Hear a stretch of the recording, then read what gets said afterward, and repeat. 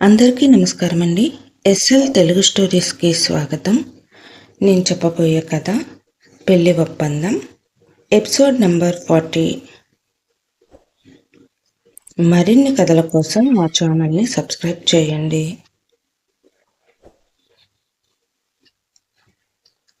తన తండ్రి చితిమంటలు ఆరకమునిపే మరో ఇద్దరు చనిపోయి చితిపైకి చేరారు.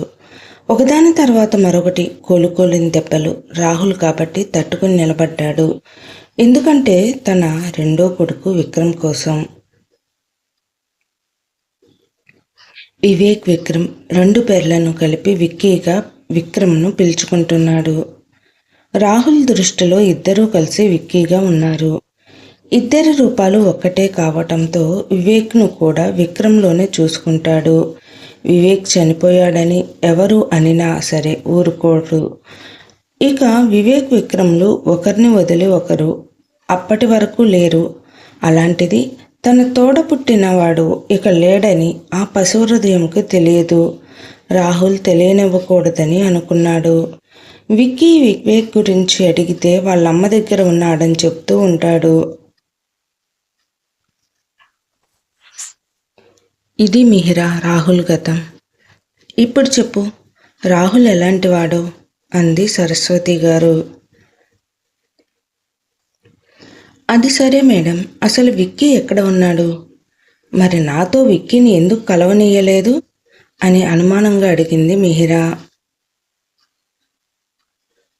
కన్న తల్లి చేతిలోనే ఒక కొడుకును పోగొట్టుకున్న రాహుల్ తన బిడ్డతో ఏ బంధం లేని నిన్ను నమ్మి విక్కీని అప్పచెప్పలేకపోయాడు. ఎందుకంటే తను బ్రతకడానికి కారణమైన తన ప్రాణం విక్కీ. అంత సులభంగా ఎవరిని నమ్మి విక్కీని అప్పచెప్పడు. అలాగే విక్కీ పుట్టినరోజున మేము మా ఇంటికి వచ్చేసిన తర్వాత రాహుల్ ఆ రాత్రి విక్కీని తీసుకుని వచ్చి నా దగ్గర వదిలి వెళ్ళాడు. ఆ రోజు నుంచి విక్కీ నా దగ్గరే ఉన్నాడు అని అంది సరస్వతి. అవునా మేడం, ఒకసారి నాకు విక్కీని చూపించరా? మేడం, ఒక్కసారి ప్లీజ్ మేడం అంటూ సరస్వతి గారిని బ్రతిమలాడుతూ అంది మిహిరా. సరే చూపిస్తాను కానీ లోపలికి పద అంటూ మిహిరా ఇంకో విషయం చెప్పడం మర్చిపోయాను. రాహుల్ విక్కీని ఎవరికి చూపించవద్దని చెప్పాడు. ఎవరి వల్లనో గాని ప్రమాదం ఉందని కూడా చెప్పాడు. జాగ్రత్తగా చూసి వెళ్ళిపో. విక్కీ ఇక్కడ ఉన్న విషయం ఎవరికీ చెప్పకుండా ఉండు అని అంది సరస్వతి గారు. ప్రమాదమా? ఎవరి వల్ల మేడం? ఆ విషయం నాకు తెలియదు మిహిరా. ముందు నువ్వు లోపలికి రా అని లోపలికి తీసుకుని వెళ్ళి విక్కీని చూపించారు. విక్కీని చూడగానే ఏదో తెలియని ప్రేమ తనకు కమ్మినట్లుగా అనిపించింది. విక్కీని దగ్గరికి తీసుకుని ప్రేమగా హత్తుకుని, మేడం, ఇక నుంచి విక్కీ నా సొంత కొడుకు. విక్కీని నా కళ్ళల్లో పెట్టుకుని చూసుకుంటాను. ఇప్పటి నుంచి రాహుల్ గారు నా భర్త, విక్కీ నా కొడుకు. వీళ్ళే ఇక నాకు ఉన్న బంధం, బలం, బలహీనత అవుతారు. ఇది నాకు నేను ఇచ్చుకుంటున్న మాట. నా ప్రాణం ఉండగా నేను ఎట్టి పరిస్థితుల్లోని ఈ మాటను తప్పను అని అంది మిహిరా. ఇంతలో అక్కడికి వచ్చిన రాహుల్ మిహిరా ఇచ్చిన మాటను విన్నాడు.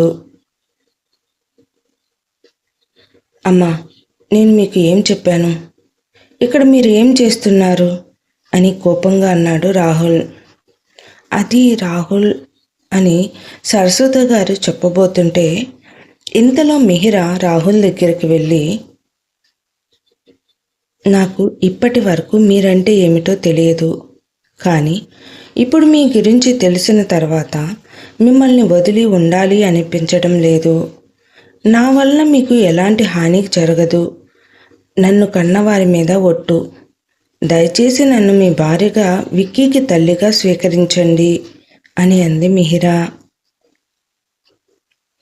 మిహిరా మాటలకు ఎదురు ఏమీ అనకుండా, నేను వచ్చే వరకు విక్కీని జాగ్రత్తగా చూసుకో. విక్కీ బాధ్యత ఇక నీదే అని చెప్పి మరలా, మిహిరా, మీ నాన్నగారు అక్కడికి వచ్చి నీ గురించి అడిగారు. ఒకసారి మీ నాన్నగారితో మాట్లాడు అని చెప్పి అక్కడి నుంచి వెళ్ళిపోయాడు రాహుల్. రాహుల్ అన్న మాటతో మిహిర చాలా ఆనందంతో, మేడం, రాహుల్ గారు విక్కీ బాధ్యతను నాకు నాకు ఇచ్చారు అంటూ ఎంతో ఆనందంగా తన కంట వెంట వచ్చే కన్నీటిని తుడుచుకుంటూ అంది మిహిర. రాహుల్ మిహిరను అంగీకరించినందుకు సరస్వతి గారు చాలా ఆనందించారు. ఫణితో ఆ రోజు రాహుల్ చెప్పిన 2 రోజులు అయిపోయాయి. రాహుల్ పోలీసులను తీసుకుని మౌనిక వాళ్ళ పుట్టింటికి వెళ్ళాడు. ఏంటి రాహుల్, పోలీసులతో వచ్చావు అని ఆశ్చర్యంగా అన్నాడు మౌనిక వాళ్ళ నాన్నగారు. మీ అబ్బాయి కోసం మావయ్య. వాడేం చేశాడు? ముందు పిలవండి చెప్తాను.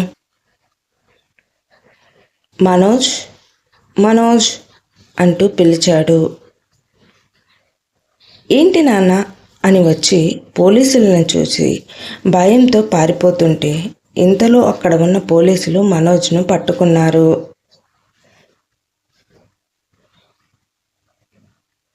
మనోజ్ ఏం చేశాడు? ఎందుకు పోలీసులు పట్టుకున్నారు అన్నాడు మనోజ్ వల్ల నాన్నగారు. నీ అమ్మాయి మౌనికను నా కొడుకు వివేక్ను చంపిన హంతకుడు గనుక అని ఎంతో కోపంతో అన్నాడు రాహుల్. ఏంటి రాహుల్ నువ్వనేది? అవును అంకుల్, మౌనిక నా ఇంటి నుంచి బయటకు వచ్చి ఈ మనోజ్కు ఫోన్ చేసింది. అప్పటికే మౌనిక మీద కోపంతో ఉన్న ఇతను వాళ్ళని తీసుకుని వెళ్ళి బ్రిడ్జిపై నుంచి నదిలోనికి వాళ్ళని తోసి పడేశాడు అని అనగానే, నువ్వు అబద్ధం చెప్తున్నావు. మౌనిక మీద వాడికి కోపం ఎందుకు ఉంటుంది? తను మౌనికకు సొంత అన్నయ్య అని అంది మనోజ్ వాళ్ళ అమ్మ. ఎందుకంటే మీరు మీ ఆస్తిని డబ్బును మీ కూతురికి ఇవ్వడం తనకి ఇష్టం లేదు కాబట్టే అలా చేశాడు అని రాహుల్ చెప్పగానే,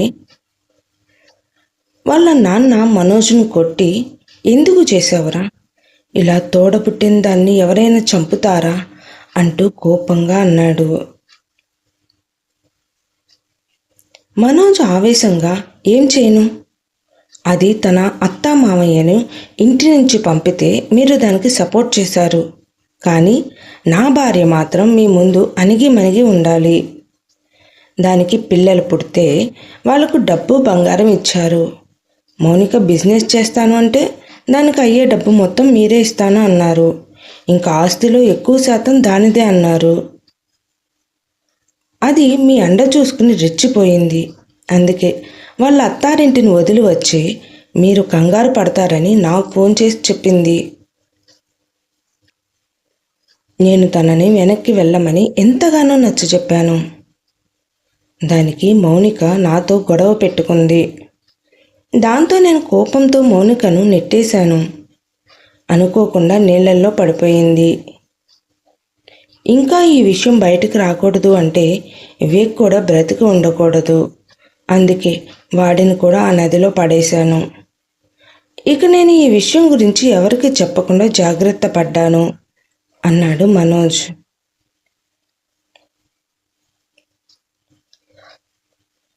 కానీ ఇదంతా అక్కడ చూసిన ఒక అతను ఈ మధ్య నాకు చెబితే తెలిసింది. అందుకే నేను సాక్ష్యాలు సంపాదించుకుంటుంటే అది ఇతనికి తెలిసి నా 2వ కొడుకును కూడా చంపుతానని నన్ను బెదిరించాడు. ఇంకా మౌనిక తన ఫోన్లో వీళ్ళ మధ్య జరిగిన గొడవ అంతా రికార్డ్ చేసింది అని అది అందరి ముందు వినిపించాడు. అందుకే నేను అన్ని సాక్ష్యాలు సంపాదించుకుని పోలీసులను తీసుకుని వచ్చాను అన్నాడు రాహుల్. పోలీసులు మనోజ్ను అరెస్ట్ చేసి తీసుకుని వెళ్ళారు.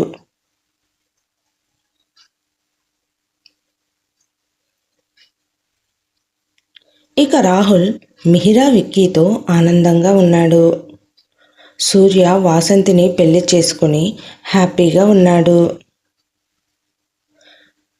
రాహుల్, మిహిరా మధ్య జరిగిన ఈ పెళ్లి ఒప్పందం వాళ్ళ మధ్య బలమైన బంధంగా మారింది.